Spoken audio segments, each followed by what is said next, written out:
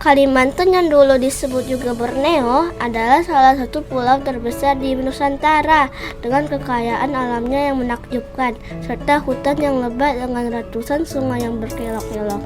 Telah memberi kehidupan bagi rakyat Kalimantan. Alkisah nan jauh di desa terpencil di tengah pedalaman, hiduplah seorang janda tua dengan anaknya yang bernama Darmi. Sejak ayah Darmi meninggal, kehidupan mereka menjadi susah. Ayah Darmi tidak mewariskan hartanya sedikit pun. Sang ibu terpaksa bekerja di sawah orang sebagai buruh upahan. Sementara putrinya Darmi adalah seorang gadis yang manja. Selain manja, ia juga adalah seorang gadis yang malas dan bersolek. Kerjanya hanya bersolek dan mengagumi kecantikannya hingga suatu hari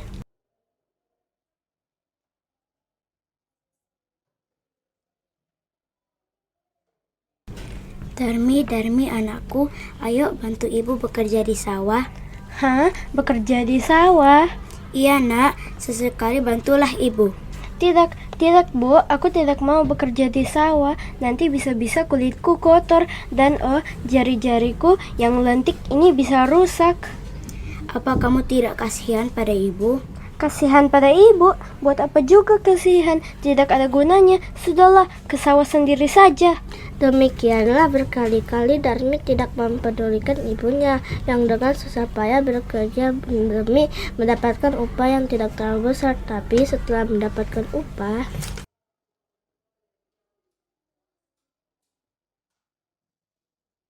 wah, untunglah upah kali ini bisa untuk membeli beras. Baru dapat bayaran ya? Coba berapa? Wah, cukup nih untuk beli baju baru yang kuincar. Tapi nak, uang itu akan ibu buat untuk beli beras. Oh, begitu ya. Ini aku kembalikan.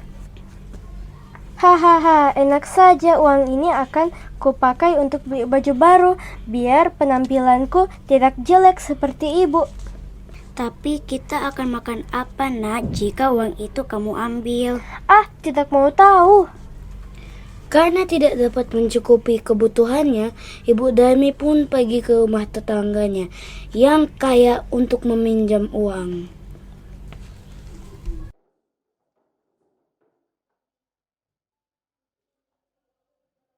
Ada urusan apa Bu? Kok sampai ke rumah saya?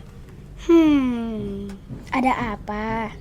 Ada apa Bu? Tidak usah malu-malu, katakan saja. Pak Seno, bolehkah saya meminjam uang untuk membeli beras? Akhir-akhir ini saya kesulitan ekonomi. lah, bukankah hari ini ibu sudah mendapatkan upah dari sawah? Apakah tidak cukup? Aduh suamiku, masa kamu tidak tahu anaknya? Si Darmi itu pasti selalu meminta apapun secara paksa. Benar-benar anak tak tahu diri. Darmi, rasanya aku pernah mendengar nama itu. Oh, si Darmi yang katanya cantik jelita itu kan, orang-orang desa sering membicarakannya. Sayang sekali wajahnya cantik tapi perilakunya sangat seperti itu.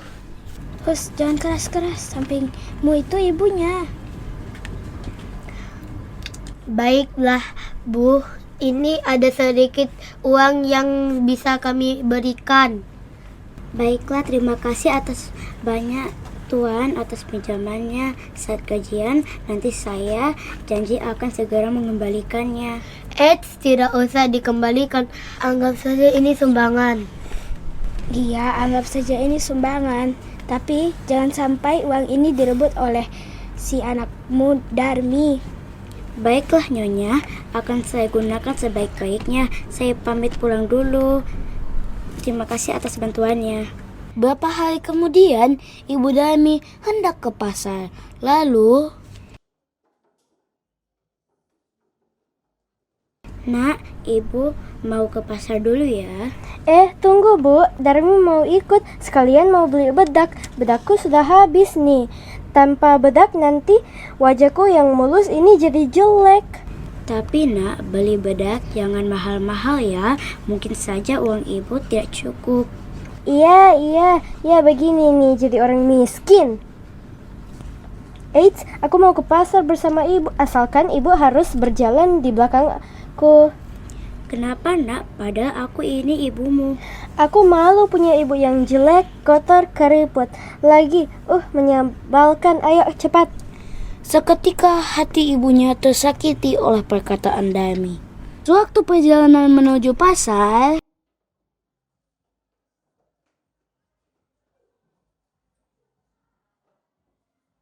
Hai Dani, mau kemana nih? Iya, mau kemana gadis cantik? Hei, jangan cuek sama kita dong. Biasa, mau ke pasar. Oh iya, ke pasar sama siapa? Kalian tidak lihat di belakangku? Tuh. Oh, sama ibunya. Hah? Gila apa? Orang seperti dia dibilang ibuku? Terus itu siapa dong? Dia itu pembantuku. Dia itu bodoh. Masa tiap makan aku selalu dikasih nasi kecap, padahal aku kan mintanya daging, bukan nasi kecap. Oh, ternyata perempuan tua itu pembantumu. Haha, maaf ya, soalnya kami salah sangka. Ya sudah, kami pergi dulu ya, dah.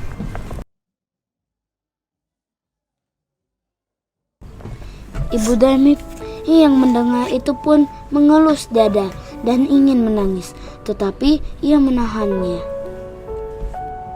Di perjalanan itu, Darmi bertemu kembali dengan temannya sewaktu sekolah.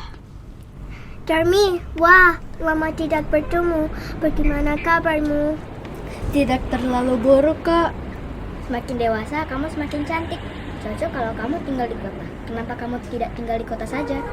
Sebenarnya sih aku ingin tinggal di kota, tapi ya bagaimana lagi? Kasihan pembantuku yang ada di belakang. Kalau tidak ada aku, dia mau makan apa? Tidak hanya cantik, kamu juga dermawan.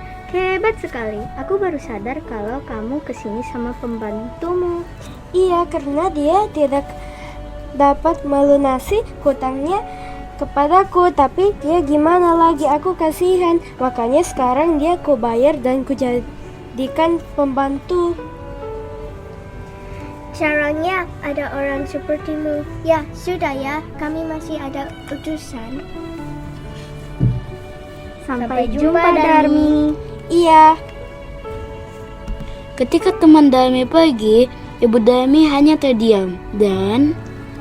Ibu, ayo cepat. Ada apa? Kenapa menangis sampai segitunya? Ibu Darmi tak kuasa menahan tangisnya. Dia berlari kembali ke rumah dan berdoa di dalam kamarnya. Ya Tuhan, tolonglah hambamu ini. Hambamu ini tidak kuat lagi menerima cobaan ini. Apa yang harus aku perbuat? Aku ingin mengutuknya menjadi batu, Tuhan, namun itu bukan perbuatan yang benar menurut firman-Mu. Wahai hambaku, sabarlah menghadapi anakmu. Suatu saat nanti dia akan berubah dan menyayangimu. Tetaplah sayangi dia meskipun saat ini dia sering menyakiti perasaanmu. Baiklah Tuhan, kuatkanlah aku dan berbuatlah seperti yang Kau hendaki. Beberapa tahun kemudian, Ibu Darmi semakin tua dan jatuh sakit. Ibu, karena ibu sudah tidak bekerja di sawah, kita sudah tidak punya uang untuk makan dan membeli alat kecantikan untukku. Maafkan ibu nak, ibu sudah tidak bisa bekerja dan menghasilkan uang. Melihat kondisi ibunya yang sudah tidak bisa bekerja, akhirnya dengan berat hati, Darmi pun ke sawah untuk memanen beras. Capek sekali rasanya bekerja seperti ini. Dulu aku hanya tidur-tiduran di rumah dan menunggu ibu pulang membawa uang hasil panen beras. Ternyata seperti ini rasanya bekerja di bawah terik matahari. Akhirnya Darmi pun menyesali perbuatannya dan merasa bersalah atas perbuatannya selama ini kepada ibunya. Setelah memanen padi, akhirnya Darmi pun pulang ke rumah sambil membawa upah hasil panen pada hari ini. Di tengah jalan, ia bertemu dengan teman-temannya yang berpenampilan indah berbeda dengan penampilan Darmi yang kini sudah tidak lusuh dan seperti dulu. Darmi, kenapa penampilanmu sudah berubah? Selama ini aku sudah hidup dengan cara yang salah orang. Yang dulu aku sebut pembantuku, dia sebenarnya ibuku. Dulu aku begitu sombong dan sering membuatnya sedih. Sekarang aku sadar atas perbuatanku dan menyesal sudah sering menyakiti hati ibuku. Sekarang aku tidak tahu membalas semua kebaikan ibuku. Aku begitu durhaka kepadanya. Pulanglah dan minta maaf kepada ibumu Darmi. Rawatlah dia dengan penuh kasih seperti dia sudah sabar dan mengasihimu selama ini. Baiklah teman, terima kasih sudah mengingatkanku.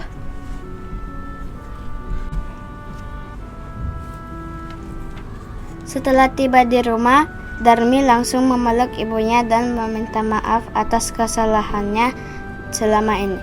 Ibunya pun memaafkannya dan mereka berpelukan. Ibu, Darmi minta maaf dan berjanji akan selalu merawat dan mengasihi ibu seperti ibu mengasihiku. Iya nak, Tuhan mendengar doa ibu dan dia tidak pernah meninggalkan kita. Rencananya selalu indah pada waktunya. Akhirnya mereka pun hidup dengan saling mengasihi. Darmi begitu menyayangi ibunya dan tidak pernah lagi membuat ibunya sedih.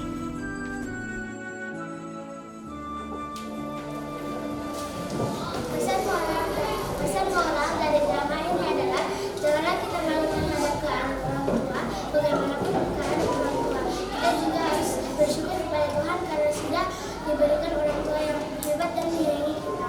Dan jangan lupa kita juga perlu membantu orang tua